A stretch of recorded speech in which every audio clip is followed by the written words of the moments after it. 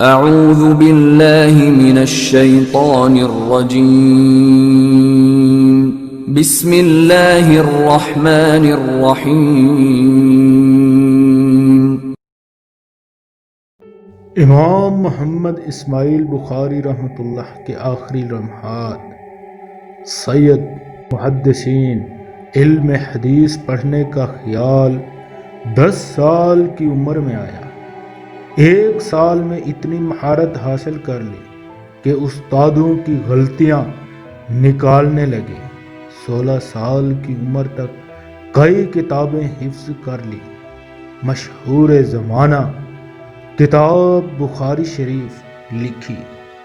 زندگی کے آخری ایام میں امام صاحب خرطنگ میں بیمار ہوئے تو اہل سمرقند نے سواری کا انتظام کیا، لیکن کمزوری کے باعث سوار نہ ہو سکے اور چارپائی پر لیٹ گئے۔